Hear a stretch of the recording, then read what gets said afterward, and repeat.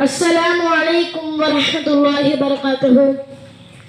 إن الحمد لله نحمده ونستعينه ونستغفره ونعوذ بشرور أنفسنا ومن سيئات أعمالنا. من يهد الله فلا مضل له ولا هادي له. أشهد أن لا إله إلا الله وأشهد أن محمدا عبده ورسوله. أما بعد وأقيموا الصلاة وآتوا الزكاة. தொழுகையை நிலைநாட்டுங்கள், ஜகாத்தை கொடுங்கள்.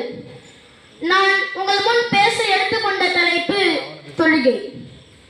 இந்த தொழுகையானது அனைத்து முஃமினான ஆண்கள் பெண்கள் அனைவரின் மீதும் கட்டாய கடமையாக்கப்பட்டிருக்கிறது. இதுல நிறைய பேர் ஃபஜர் தொழாம இருக்கிறோம்.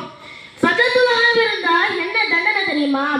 அல்லாஹ்வின் இறைத்தூதர் சொல்றாங்க, யார் ஒருவர் ஃபஜர் தொழாம இருக்கிறாங்களோ அவங்களுக்கு 2 தண்டனை.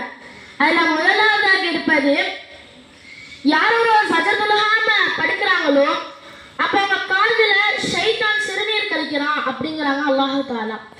அப்ப நம்ம அந்த பாரத்தை சுமந்துக்கிட்டே தான் காலையிலேயே எந்திரிக்கிறோம்.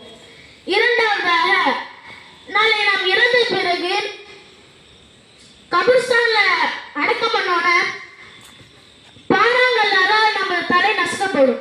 யாரெல்லாம் ஃபஜர் தொழாம இருக்கிறாங்களோ அவங்களுக்கு இது தண்டனை. சரி, இந்த தொழுகை யாருக்கெல்லாம் கடமையானது அப்படின்னு பார்த்தா, அனைத்து முஃமினான ஆண்கள் பெண்கள் அனைவரின் மீதும் கட்டாய கடமையாக்கப்படுகிறது.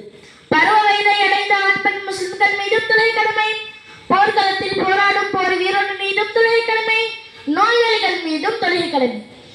இந்த தொழுகை யாராட்டம் கடமை இல்லை என்று பார்த்தால், சிறு குழந்தைகள், தன் சுயநிலைமை இழந்த பைத்தியக்காரர்கள், இவங்க 2 பேருக்கு மட்டும்தான் தொழுகை கடமையாக்கப்படல.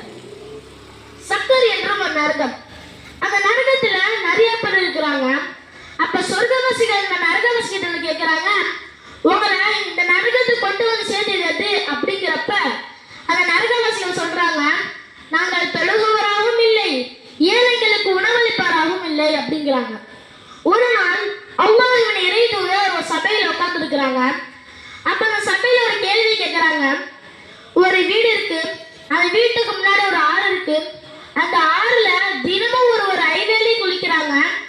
அவங்க உடம்புல ஏதாச்சும் சில அழுது இருக்குமா அப்படிங்கிறப்ப சஹாபாக்கள் சொல்றாங்க, எப்படி அல்லாஹ்வின் இறைத்தூதரே, ஒரு சிறு அழுகு கூட இருக்காது அப்படிங்கிறப்ப அல்லாஹ்வின் இறைத்தூதர் சொல்றாங்க, அப்படித்தான், நீங்க தினமும் ஐவேளைன்னு சொல்லிட்டா உங்ககிட்ட இருக்கிற சிறு சிறு பாவங்கள் மன்னிக்கப்படுகிறது அப்படிங்கிறாங்க. ஒரு நாள் அல்லாஹ்வின் இறைத்தூதருக்கு உடம்பு சரியில்லை. லுஹருக்கு பாங்க சொல்றாங்க. இப்ப தொழுக போகணும். அலி ரலியல்லாஹு அன்ஹு கூப்பிட்டு என்றால் தன் கட்டவரல் தரையில சீச்சிட்டு போறாங்க. இப்ப பாருங்க, அல்லாஹ்வின் இறைத்தூதர் எந்த நிலையில கூட தொழுக போறாங்க. இன்ஷா அல்லாஹ் நான் தினமும் வேலையை தொழுது சொர்க்கத்திலேயே உயர்ந்த சொர்க்கமான ஜன்னத்தில் ஃபிர்தௌஸ் என்னும் சொர்க்கத்தை அடைய நான் பிரார்த்தித்தவனாக இத்துடன் என் உரையை முடித்துக் கொள்கிறேன். வாஹிதவன் அல்ஹம்துலில்லாஹி ரப்பில் ஆலமீன். அஸ்ஸலாமு அலைக்கும் வரஹ்மத்துல்லாஹி வபரகாத்துஹு.